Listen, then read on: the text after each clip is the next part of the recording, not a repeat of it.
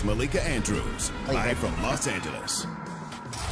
News out of Philadelphia this morning. Joel Embiid has agreed to an extension. Are the Sixers lining up for a title run? Plus, with Ja Morant ready to reclaim his spot as the most electrifying player in the league, just how much of a threat is Memphis to win the West? And Caitlin Clark gets her first taste of the WNBA playoffs this weekend. Ryan Ruocco is here to lay out the postseason expectations for the rookie phenom. NBA Today starts right now.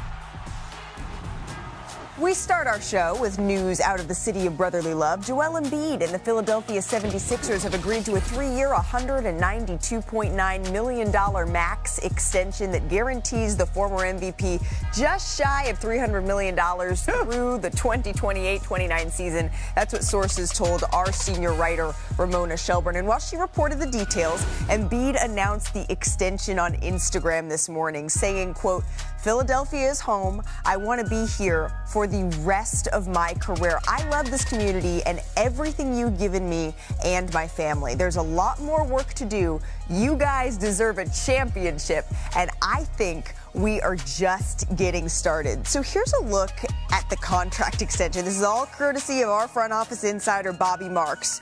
But look, what is that last number? The last number. Ooh. Joel becomes just the 5th player to ever cross that elusive $500 million threshold. That's $500 million. Exactly. You've heard her voice. You've seen her reporting. Ramona Shelburne here in studio on this fine Friday. Zach Lowe, Kendrick Perkins are here with us as well. Festus Ezeli will be by in just a little bit. But Ramona, I want to start with you and what you reported this morning. Why now? Why did Joel Embiid decide this is the time to extend with the Sixers? Well, you know, he's always wanted to be a Sixer for his entire life, but I think this was the first time in a couple of off seasons where he's looked around and seen calm. He looks around and sees Tyrese Maxey and Paul George and Eric Gordon and Caleb Martin and all these guys that they went out and signed in the offseason, and not cameras standing outside wondering whether Ben Simmons is going to show up or James Harden is going to show up. And if he shows up, will he have a cell phone in his pocket, or will he actually be playing? And so I think this, you know, a couple summers ago we were here and he gave an interview for the first time where he said, you know, I want to be a Sixer for my whole career, but I also want to win. Well, he's got everything he needs to win, and so now he can go be a Sixer for the rest of his career, and he's certainly set up to do that with this contract that he just agreed to. We mentioned a couple of those players, but for the Sixers, now that they have Joel Embiid, Paul George, and Tyrese Maxey all tied to this organization for the long term here, Zach, I mean, what are you looking at? What does this mean for the 76ers?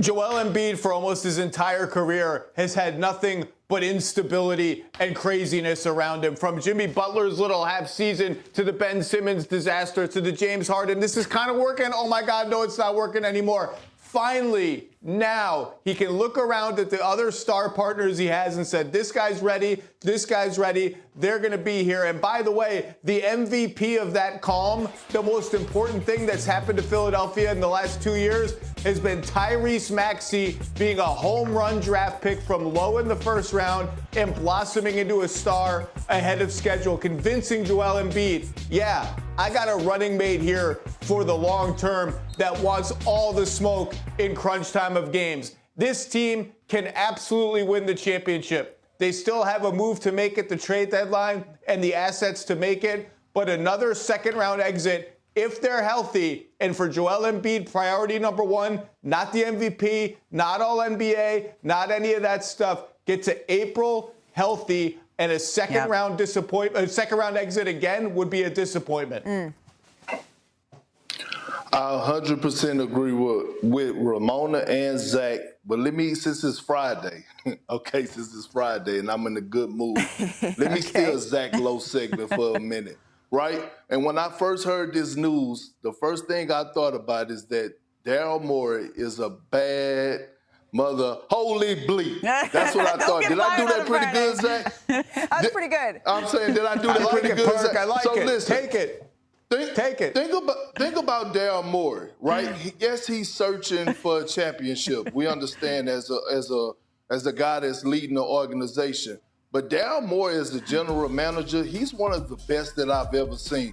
When it comes down to making sure teams are built to compete on a year-to-year basis. I'm not even going to go back to the Houston days because he did an outstanding job there with James Harden. Golden State was just in the way. But when you look at this Philly situation, with all the Ben Simmons drama that happened, with the James Harden drama that happened, and having to walk into that locker room on a day-to-day basis and into that arena or practice facility, and look at Joel Embiid and have him trust you throughout this process that you were going to put the necessary pieces around him to make sure that at the end of the day he could go out there and compete for a title.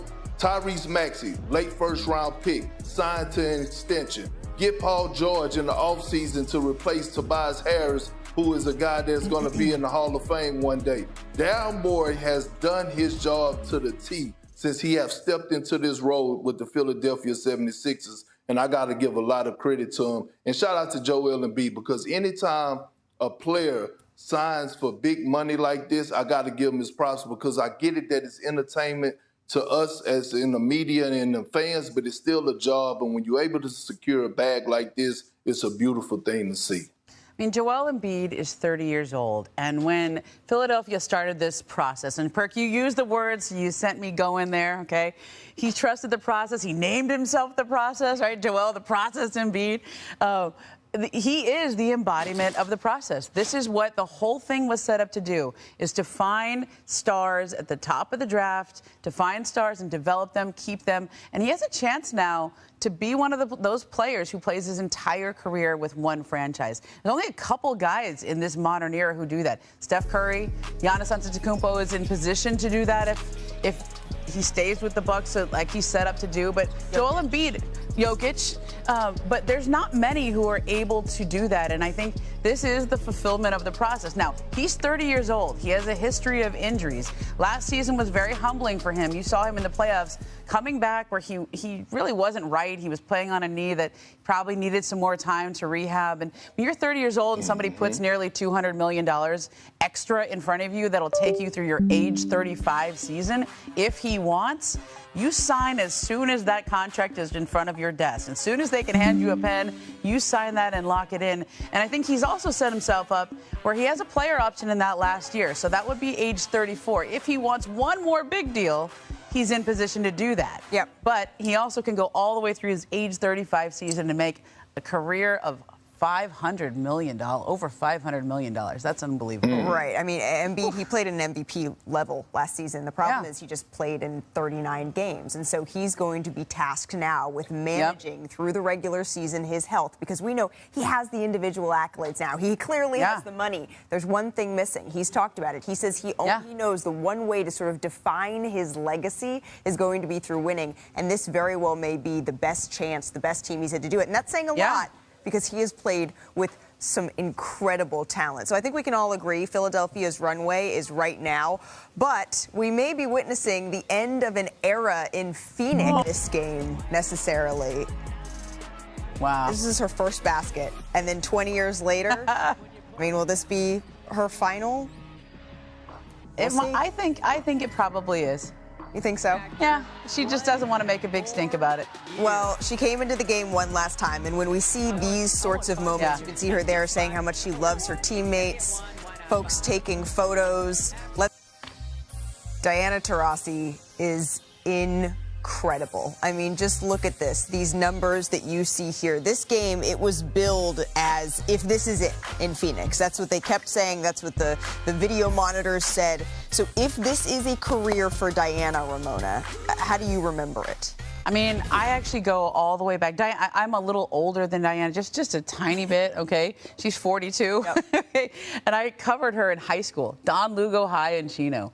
And it was amazing because you knew then that she was something special. I mean, she just tore up California high school basketball. Then she went to UConn, and I remember she came back out and played Pepperdine, and they sold the whole gym out at Pepperdine because everybody wanted to see the Diana Taurasi show. She has been a winner at every step of at every stage that she has ever played on, and she's won in the WNBA, and she has that. I mean, I know we all like to make the Mamba mentality comparisons with players in the NBA. She's got that. She and Kobe Bryant were very close. They had that same doggedness, like when she challenged Caitlin Clark when she came into the WNBA. Nope, she wasn't being disrespectful. She was being Diana, saying, you better come at me. Like, you need to prove it the same way that every other rookie has to prove it when you come in the league. I can't tell you how many stories people told me about the way Diana would test them when they came into the league. Like, this has been her league for 20 years. Right. I hope this is not the last time we see her. She certainly can still play at age 42. But if it is, she's certainly under great retirement. And by the way, can we get her here? Yeah, I know, right? She's hilarious. I mean, from every time she's come on the show, she makes us laugh. I said this on our show the other day. But from college, the Olympics, the WNBA, she sprinkles the standard of excellence everywhere she goes. And it's been such a privilege to be able to watch that. If, as it was built in Phoenix, if this is it. All right, coming up on NBA Today, the season of the Clippers' final 14 games, including most of the playoffs. Kawhi was also a late scratch, of course, from Team USA. Zach, what do you want to see from Kawhi this season?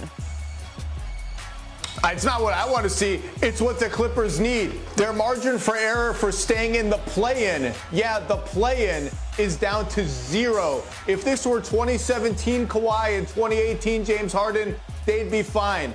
It's almost 2025. All right, well, let's go to Jimmy Butler then, who played 60 games for the Heat last season and missed the entire first-round series against Boston. He just turned 35 this month, and we all remember what the Godfather said at the end of the season. So, Fez, how much can the Heat expect out of Jimmy at this point? Well, one thing I know about Miami Heat is they do not do mediocre. And for Jimmy Butler right now at age 35, is that enough? Because when you play against the Miami Heat, what you're expecting is a tough team that's going to make you work for every bucket. So at 35, can you carry this team and continue to give them that every possession for the years to come? And that's the question Miami is going to be asking. LaMelo Ball, he missed 60 games last season with an ankle injury. He's entering his 5th year and is still just 23 years old. So Kendrick Perkins, do you believe LaMelo gets back to that all-star form we all know is in there this year? Oh, absolutely. Look, he fills up the stat sheet. He's averaging about 20 points for his career, six rebounds, 7.5 assists. He's one of the most popular athletes on Instagram. He's one of the most exciting players in the league. Can he take that leap as a leader and at least get this Charlotte team into the play-in tournament? I believe he can. Well, he's been in the gym with Charlotte a whole lot this summer, I'm told. Let's go to Ja Morant, who played just 9 games last year between the suspension and then a season-ending shoulder injury. But remember, when he's healthy, Ja's an MVP caliber player. However, he's also never played more than 67 games in the season. And his return, it is going to be one of the biggest variables as we check out who's going to be fine in the West. But the Grizzlies injury report last year, oh, my goodness, Perk, you would say it's longer than a CVS receipt. Brandon Clark appeared in only 6 games. Top offseason acquisition, Marcus Smart suited up for 20. Desmond Bane missed nearly half the year, playing in just 42. So all in all, that big 578 games, that's combined what the Grizzlies players missed for injuries last season, far and away the most in the NBA. And the last time Ja Morant played the majority of the season, that was 2022, 2023, right? And the Grizzlies, they were the 2 seed in the West. That's the famous "I'm fine in the West" interview. So I'm going to start with you, Festus, because we have been high here on the Memphis Grizzlies. Do you think Ja and the Grizzlies are poised for a return to be at the top of the West this year? Malika, you began this whole thing with that interview when he said, "I am fine in the West," and it hasn't been the same since. I think that Ja Morant and the Memphis Grizzlies, they have a lot of pieces on this team that really can take them back to the top. But they have to prove it to me. Because it's been a few years, there's been a lot of injuries. This team has no continuity. They haven't played together.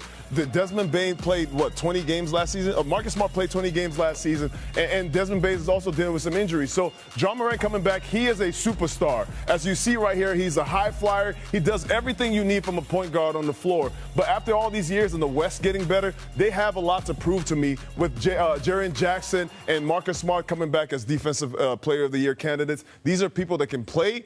But I think the Memphis Grizzlies have to show in the West that they can be fine again. So do you think that they can? Where are you putting them? I don't see that happening, especially not next year with the West getting with how good the West has gotten the last couple of years. Interesting.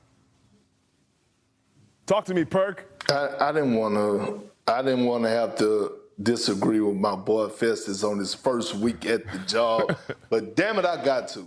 I completely disagree with you on this one. I believe that the Memphis Grizzlies have the potential and going to be a top 3 team in the Western Conference. The only team that I'm actually putting above them that's penciled in is the Oklahoma City Thunder. Ja Morant, okay? Ja Morant. Let's not forget who he is, okay? Let's not forget that we actually took a whole entire camera crew, all the ESPN elites of the best down to Memphis to go eat that good barbecue and to go cover Ja Morant and the Memphis Grizzlies. When you talk about one of the top players in the game, that's him. Let's talk about Desmond Bain, who's going to be sharing the backcourt with him. A guy that's proven that he could go out there on a night-to-night basis and get 20 points per game. Jaren Jackson Jr., he's going to be that guy that they need him to be, is proven. And Marcus Smart, a veteran that just watched his former team win the championship. This team is going to come back on a mission. This team is going to come back with a chip on his shoulder. And 2 guys leading the charge is going to be a leader in Marcus Smart and Ja Morant, who's looking to show the world why he deserved to be back in that conversation with Anthony Edwards, Jason Tatum, and Luka. Big Perk, I do not want to disagree with my big fella either, but what I will say is the West has gotten better. For you to be a contender in this league, it took the Memphis Grizzlies years of building that chemistry, that team morale, and that confidence that they had going against the Warriors in the Western Conference Finals. So these are things that I think the Memphis Grizzlies can eventually get to, but can they be contenders this season? You have to show me that. You have to show me after a year of playing. Perk, if I were in the same room as you right now, I'd give you a big old bear hug, because you're right. Festus said it's been a few years. No, it hasn't been a few years. It's been 1 year, 1 gap year. If the Grizzlies are healthy, when this core is healthy, you know what they do? They win a pile of basketball games every year. They were the 2 seed, and then the year before that, they were the 2 seed again. I think they're going to vault back up into the top 4. To me, the most interesting name we haven't mentioned is Zach Edey, and that is one of the key questions for this team. He may walk right in to a starting role on a team that fancies itself a top 4 team, and he's an experienced college player. The production is always through the roof. He's ready, more ready than your typical number 9 pick anyway, but you rarely see a rookie entrusted with that kind of role on this kind of team. But give me all the Memphis Grizzlies stock everybody sold in the last calendar year, because it ain't been that long since this team was toward the top of the standings in the West. Zach, if you told me that they will be the same fast-paced team that ran around and played defense, all those, yes, I will give you all that. But with their health injuries and everything being in question, I can't see it. Like I said, you have to prove it to me. I told you they have the potential to do it, but it's going to take some time to build that chemistry again. I think this is going to be bulletin board material, Perk. Yeah, and listen, Zach, if you was in the same room, I don't know if I want your bear hug after watching you do push-ups and knowing how strong you are. I think I might just want to share a beer with you and we'll be partners still. But look, I'm telling you, I'm a believer in Ja Morant the same way I'm a believer in Anthony Edwards. It wasn't, I get he was injured, but think about when he came back from the suspension last year and he had everyone, including us and everyone on social media, going crazy because I believe the Memphis Grizzlies won like 4 out of 5, and then he got injured. He just brings a different type of tenacity. He brings a different type of motor. And again, Marcus Smart, that guy that's going to be the heart and soul of that team, that veteran in that locker room to hold guys accountable, and he's going to be on a mission as well. I got a lot of stock in the Memphis Grizzlies. We just need to see that Marcus Smart, that Desmond Bain, Ja Morant lineup work consistently. We saw it in tiny flashes, but we don't have enough of a sample size yet to see it. And this is the biggest season in WNBA history. I mean, any way you slice it, really. Viewership, attendance, statistics, which means these playoffs are about to go crazy. The bracket is set, and the games tip off Sunday on ESPN and ABC. So what better time to bring in the voice of the W on ESPN and ABC, our friend Ryan Ruocco. Thanks so much for taking some time out of your day, Ryan. Oh, you got it, Malika. I'm pumped this weekend. I know you are as well, so it's good to be here. I am stoked. And what do you say? We start where you are with the Liberties. Stewie, Sabrina, and company. They're the heavy favorites, right, over the 8th-seeded Dream, despite Atlanta actually knocking off New York last night to claim that final playoff spot. Ryan, Atlanta is tied, actually, for the lowest winning percentage of any team ever to make the W playoffs. Do they have any shot here of pulling off the upset?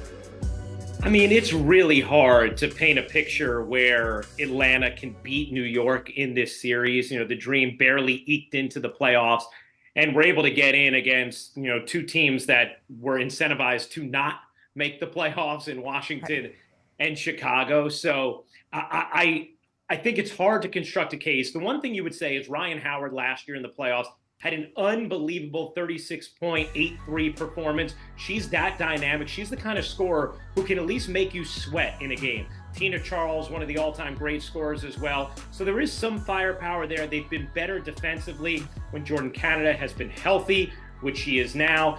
But it's hard to construct an argument. I think for the Liberty, your concern would be Sabrina Ionescu and the way she's played since the Olympics, which more or less coincided with when she dealt with a neck injury. You look at her shooting percentages, they've dropped off significantly.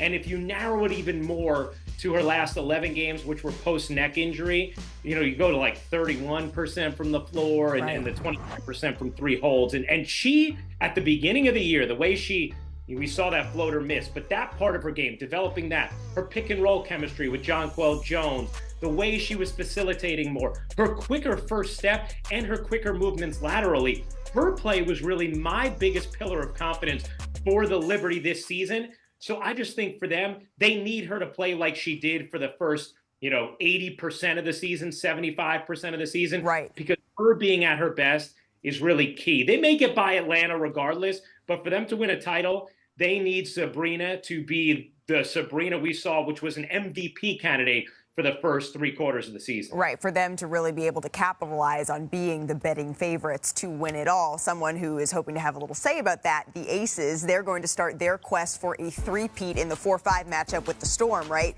So Las Vegas took 3 out of 4 games against Seattle in the regular season. It's the 3rd time these two teams have met in the playoffs, each one of the 2 occasions prior. By the way, the winner went on to win the WNBA title. So, Ryan, we know the historic numbers, right, that Asia put up this year, but I'm sure it's the historic three-peat now that she's after. So what are you looking to see from Vegas in this series? I think you just want to see them look like a confident team, because what I saw at the end of the year was I saw a group that was realizing they were about to play their best basketball. It's something Becky Hammond talked about with Rebecca, Holly, and I a couple weeks ago when we did the Liberty Aces game. She said, you could look at our season and you could say, ooh, we've just never really hit that peak and it's just not coming. Or you can look at it and say, you know what? It's pretty exciting because I think it's about to come. And I think what we've seen over the last couple of weeks is that basketball is here.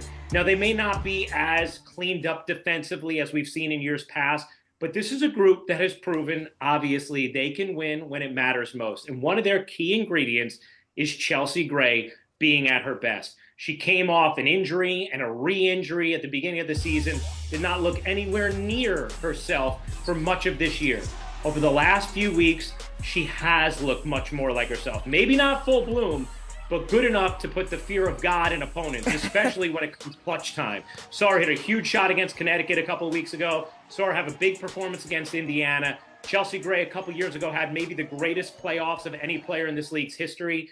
If she is looking even 90% of herself, you can easily make an argument that Vegas is every bit the favorites that New York or Minnesota is. Yeah, you know what's interesting is I was having a conversation with Becky when she was out here after the Aces lost to Los Angeles on a trip in the middle of the season. And she just said, I'm not quite sure whether or not this team is a little bit complacent after you win 2 titles. Yeah. We're not going to know until we get a little bit closer to the playoffs and that want starts to be there more. And it feels like now we're seeing exactly what she was talking about just a couple of months back. I do want to hit, Ryan, if we could, Caitlin Clark in Indiana taking on the Sun, right? The Sun, they are the favorites, but odds makers give the Fever the best shot of any underdog to pull off an upset in the first round, despite having only 19 games of combined playoff experience on their roster. So you're actually going to be on the call for this one, right, Ryan? That's Sunday on ABC. And in a year that Caitlin Clark, I mean, sky-high expectations, and somehow she still shattered them. What are you expecting to see from the presumptive Rookie of the Year here?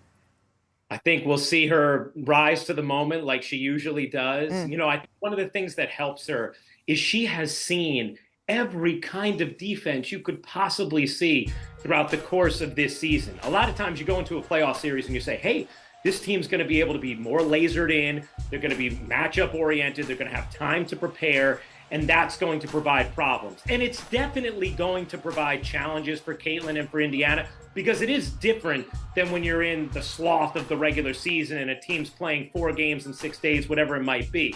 However, she so benefits, and her team benefits, from the fact that they got that defensive attention all season long. She knows how to handle it. And I think you're going to see something much different than what we saw when Caitlin started her career in Connecticut at the beginning of this regular season. Now, having said that, even though I think it's easy to say at this point she's already the best guard in the league, she and Indiana are going up against a Connecticut team that has unbelievable playoff experience and playoff success. And it's hard to not see some of those tight moments and think about the way Indiana snipes at the refs, looks a little flustered, can look a little inexperienced, and not think that in tight games that could be an area that Connecticut could take advantage of. They play every team tough in the playoffs. It doesn't matter who, whether it's Vegas, the Liberty, Connecticut always plays you tough. I think you have to give them a little edge in the series because of that and the experience, but I think Caitlin plays well, and so does Indiana. Well, and our very own Shanae Gumake has said on the show, when you're looking for maybe some dark horses to keep an eye on in this postseason, Connecticut is one, and the Minnesota Lynx are another. And it's fitting, Ryan, that this one could be last up, right, in what could potentially be the final playoff series for Diana Taurasi. The Mercury will face a tough task of taking on Nafisa Collier and the Lynx. Minnesota beat Phoenix 3 times this season, with all of those victories coming by double digits. So this Lynx team was a winning machine during the regular season, Ryan. Do you see them slowing down anytime soon? I don't. I mean, I don't. I think they look really good. They all can shoot. I mean, they have 5 players on the floor at every moment who can hit from 3. They have, 3 players who shoot in the mid-40s from 3. They share the basketball. They defend at a high level across the board. And they're coached by, maybe the greatest coach in this league's history in Cheryl Reeve. And Minnesota, they know championship basketball in that city. The atmosphere is electric. Phoenix also is kind of limping into these playoffs. So it's hard to craft an argument where you could say Minnesota drops this series. Minnesota, the Liberty are the favorite. They've had the best regular season. But the team that's been the best team in the WNBA over the last, month is the Minnesota Lynx. And that's why I think when you look at the way Asia Wilson's playing better than any player in league history, and Vegas and their championship experience, New York, how close they got last year in their regular season, and then Minnesota and how hot they've been for a long period of time now, and how good they've been when Nafisa Collier's been on the floor. I think you have 3 really strong championship contenders there in those 3 teams. Nafisa Collier was on our show just a couple of days ago, and she said, you know what, we feel good about that we're creeping up on some folks. Don't pay attention to us. Don't look at us too much. We are good just where we are. I do, though, want to hit the Mercury side of all of this, because last night's game, it was billed as if this is it for DT, if this is it, but we did see a tribute video. We saw a speech at center court following the game. So all of that makes you wonder if last night really was Diana's last regular season game. How would you describe her impact on the WNBA? I mean, she's incredible, Malik. She's truly incredible. And I think, one of the things our mutual friend Sue Bird always says, and Diana's best friend, is if you talk to a lot of today's generation of WNBA players, they will say Diana Taurasi was my favorite player, is my favorite player growing up. If you look at her game, the way she shoots off the dribble, the way she's won, this is a player that's 16-2 all time in winner-take-all games. That's such a ridiculous record. You think about her college championships, yes, her sophomore year, their team was loaded. Go back and look at the roster she won with junior and senior year. She was an unbelievable force. I love the Gino Auriemma quote. Sometimes it's just about, we have Diana Taurasi and you don't. And a lot of times that's all that matters. And I also think this, Malika, she plays with a flair and a that it always drew people in. But I wonder if she had come along today, if it would have drawn people in even more. My only wish is that both she and Candace had announced their retirements before they were playing their final seasons, so we could have properly celebrated both of them. Because when you talk about the GOAT in this league's history, those are really the two names. It's Candace Parker, it's Diana Taurasi, and they both deserve a lengthy celebration. So I hope whenever Diana plays her final game here in these playoffs, whatever arena it's in, she gets the acknowledgement she deserves, because we would not have the fertile ground we have for Caitlin Clark and everybody else to capitalize on the WNBA today if it wasn't for Diana Taurasi and what she did for this league. That is so incredibly well put. I think nowadays Mamba mentality is evoked oftentimes, maybe a little too much. It's maybe used a little bit willy-nilly. But Diana Taurasi certainly and wholly, as Ramona Shelburne said earlier, embodies that. She is an absolute killer on the court and one of the kindest and funniest people you will meet off of it. I'm so very thrilled for her wife, for her daughter, and her entire family, if this is it. A huge round of applause for DT, because it's been a privilege to watch her play. Ryan, you're about to be incredibly busy. Thank you so much for taking a little bit of video. Earlier this morning, 2022-2023 MVP Joel Embiid agreed on a 3-year, $192.9 million max extension to remain with the Philadelphia 76ers. Embiid posted on Instagram saying he hoped to remain a Sixer, quote, for the rest of my career. He averaged a career-high 34 points per game last season. So take a look at this. With the extension, Embiid is one of 5 players who are set to make at least $500 million based on their current deals. The others in that $500 million club include 3 of Embiid's Olympic teammates, of course, LeBron, Steph, KD, as well as his new 76ers teammate, Paul George. So the pressure, it's on in Philadelphia. They had real expectations this season to bring a championship to Philly. And one guy who knows a thing or two about winning a title is our big man, Festus Ezeli. So, Fez, why are the Sixers betting on Joel Embiid here? Well, for one, Malika, Joel Embiid is a bucket. And right now, the bigs are back in the NBA. Bigs are sexy again in the NBA, and we love it. So, Joel Embiid, I'm going to show you guys right here why Joel Embiid, he can score different ways, but I'll show you different ways that we don't even think about when you think about a big scoring. So I'll let the play run right now. All right, pause it right here. The ball is up. Joel Embiid as a 7-footer going against another 7-footer, but you see how big and strong he is. He pushes and buries Nick Claxton in the middle of the paint right here. You're not getting a rebound from right here, all right? Joel Embiid's eyes are on the ball. I'm going to go get this ball. Let it play. This is why we have to get our sleep before we play against Joel Embiid. Because right now, it's going to be a battle every time. And if you don't double team him, oh my goodness, you got a big man with this beautiful footwork and this amazing touch. What are we talking about? Right here, bucket. Chef's kiss. I love that. This is where we get our bread and butter. You can pause it right here. Bread and butter right here is on the block. Joel Embiid is going to go get busy. Now, instead of Patrick Beverley, you have Paul George. You cannot leave Paul George open. Let it play. You throw the ball to Joel Embiid. If you don't double team him, Naz Reid is one of the better defenders in the NBA on the block. You have that beautiful move right there by the big fella. Crushing it. I love Joel Embiid on the block. I love watching him. Yeah. He, last year, did something that was unprecedented. More points than minutes. This has not been done since 1961-62. And every time you say the name Will Chamberlain, you know that record is incredible. So Joel Embiid, obviously buckets, but also most fouls in the NBA, always getting double teamed. There's a reason why you lock him up. If you have a guy like this, it gives you a chance, the best chance to win a championship, you lock that up for a few years, Malik. I got to say, Fez, you're getting pretty good at these breakdowns, but you're our new center here on NBA Today. There's not just one. We got another big fella here, Kendrick Perkins. So the bigs are sexy again. The bigs are bringing sexy back. So let's focus on the big men here. A little centers of attention perk, if you will. What center has your attention heading into next season? All this offseason, we've been seeing big moves. We saw Mikal Bridges to New York, Paul George to Philly, Alex Caruso to Oklahoma City.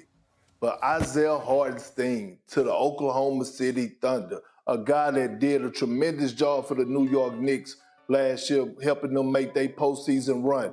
What is this going to look like playing alongside Chet Holmgren. We know he's a guy when it comes down to Isaiah Hartenstein with a high basketball IQ. He's tenacious when it comes down to rebounding. He could play a drop coverage in the pick and roll defensively. How is that going to look for Chet? I think Chet is going to strive great and benefit great playing alongside him. I got my all eyes on Isaiah Hartenstein and the Oklahoma City Thunder. That's why I have them picked to be number one in the Western Conference. Interesting. All right, that's the center you're looking at. How about you? I'm gonna go with the big in Boston. Kristaps Porzingis is a big guy that can do on the offensive end and on the defensive end. The best defense in the NBA the Boston Celtics have when Kristaps is on the floor. But also, if the Boston Celtics want to repeat, I know a little something about that. It is difficult to go back-to-back in the NBA. So when you see Kristaps Porzingis on the floor, that's the best defense in the NBA. When him off the floor is tough. And I love the fact that the Boston Celtics are going to have to play without him the first half of the season. They want to repeat like they want to do. You have to be able to play without your center, and then when you have him for the second half of the season, it's going to be a luxury of riches for them to have a big guy like that. A little injection of energy. What about you, Zach? Who's your center of attention? Are they all done with the nerdy stuff and the guys on the great teams and the deep cuts? Like I was gonna say Derek Lively for the same reason. But yo, give me Victor Wembanyama. Yeah. What are you all thinking? I don't even have to explain why he's the most exciting center to watch in the NBA this coming year. I don't even care how many more wins the Spurs get. Spoiler alert, it's going to be a lot more than last year because this dude is ready right now to ascend toward or into the top 10 overall player list. And the big question is, how much better does he make the Spurs right away? Do they get to the end of this season or even the trade deadline and say, oh boy, we're a little further along than we thought we were when we traded the number 8 pick, Rob Dillingham, for a 2030, a way out in the future pick from Minnesota? When do they hit the gas? That's going to depend on how many wins he gets of it. I think it's going to be a big leap. The answer is Victor Wembanyama. That's what happens when you have Victor Wembanyama. He is a special talent, and last night we saw something special. Shohei Ohtani became the first player to ever hit 50 home runs, steal 50 bases, all while going 6 for 6, launching 3 home runs, adding 10 RBIs, stolen bases, all in one game. And this is what LeBron James had to say. Joel Embiid had to chime in too. So Festus, it got us thinking, what if we did a little top of the top wowzer stat lines, to quote one Mr. LeBron James? Let's start at number 5. Remember this when James Harden in 2018, he dropped 60 points in a triple-double? James Harden had a year that year. A bucket every time he came down the floor. He was live as soon as he crossed the three-point line. Well, and then you have Shaq on his 28th birthday in 2000 when he dropped 61 and 23 against the Clippers. That terrifies me to think of Shaq in his prime. What do you do against that? 61 points? Man, that's insane. That's the definition of unstoppable, right? And then Russell Westbrook, he dedicated the 2020 and 20 game he had to Nipsey Hussle in 2019. Man, that was a magic season right there. Russell Westbrook is one of the guys that I just love playing. Every time he plays so hard, 61 points, it was hard fought. Everything he earned that night. He does a little bit of it all. And then, okay, so we had to start this one with the way that the Detroit Pistons broadcast listed "mortalize the Admiral" as one of their keys to winning in 1994. This stat line. What? This stat line. The 4th ever quadruple double. You know how in shape you have to be to get 10 rebounds, 10 assists, 10 blocks, and we haven't even talked about the 34 points. When you pull up to a game like that, though, you know something special is going to happen. And, of course, Kobe Bryant had his 81-point masterpiece against the Raptors in 2006. Love the story of this game, how it was Kobe's grandma's first night watching him play. We need a little extra motivation. NBA star mocks Cheryl Swoop's comments on Caitlin Clark. New Orleans Pelicans guard Dejounte Murray couldn't resist poking fun at the notion that Indiana Fever star Caitlin Clark isn't dominating. For anyone questioning whether Clark had an outstanding rookie season in the WNBA, they need only look at the record she shattered. Murray, clearly amused by this debate, had something to say about it. The 2022 NBA All-Star left a comment on a Bleacher Report Instagram post that listed many of the records Clark broke this season. Murray wrote, "She's not dominating," followed by a string of laughing emojis. This was a direct jab at recent remarks made by women's basketball legend Cheryl Swoops on Gil's Arena. Swoops had bluntly refused to call Clark's rookie season dominant, marking the latest instance in what seems to be a pattern of downplaying Clark's achievements. However, most of us who have seen Clark in action know how dynamic she is on the court. The record books paint an even clearer picture, with Clark breaking nearly every rookie record imaginable. But her accomplishments didn't stop there. She also set the record for the most assists in a single WNBA season, regardless of position, and scored more points than any point guard before her. Her combined averages of points and assists have never been matched, making Clark responsible for more total points than any other player. That's what real dominance looks like, which is why Murray's playful comment hit the mark. It's becoming increasingly apparent that Swoops may never give Clark the credit she deserves, leading to some lighthearted mocking along the way. Regardless, Caitlin Clark's dominance is undeniable, and for anyone still in doubt, the record books speak for themselves.